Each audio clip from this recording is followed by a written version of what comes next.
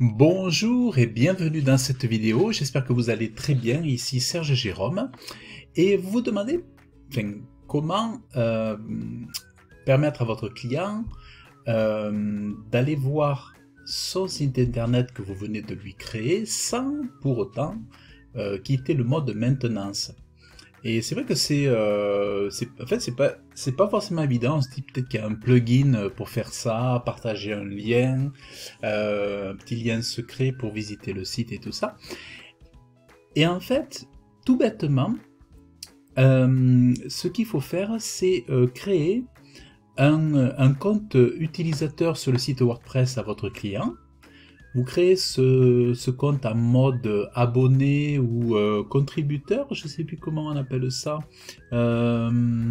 C'est un mode éditeur, par exemple abonné ou éditeur. Donc vous lui créez un compte dans WordPress. Donc vous avez le compte admin, vous lui donnez le compte abonné.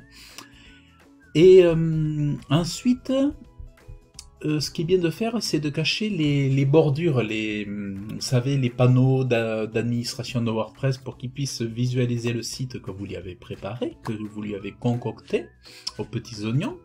Donc pour ce faire, vous pouvez utiliser un plugin pour masquer la barre d'administration. Alors il y a un plugin qui s'appelle Hide Admin Bar ou Add Minimize. Donc vous installez ça, comme ça masquera tous les bordures noires qui feront que quand il viendra voir le site internet pour consulter les pages web, eh bien il ne sera pas gêné par tout ce qui est autour. Il le verra vraiment dans les conditions les meilleures pour voir si ça lui convient. Voilà, donc en fait tout simplement, voilà, vous créez un compte abonné et vous cachez les barres, les barres noires en haut et puis à gauche là. Et ensuite, donc, vous pouvez tout simplement lui envoyer comment dire, l'URL avec son mot de passe, son identifiant, et ensuite il se connecte et il peut regarder ça tranquillement sans pour autant que le site soit en ligne à la vue de tous. Voilà, parce que ça peut être gênant si le site est en cours de création et qu'il n'a pas été validé par le client.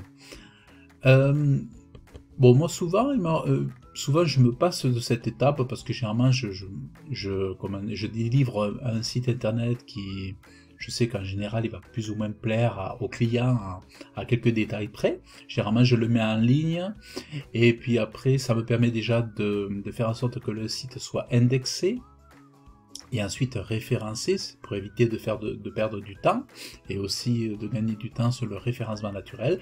Et après on fait les corrections tout en ayant le site en ligne.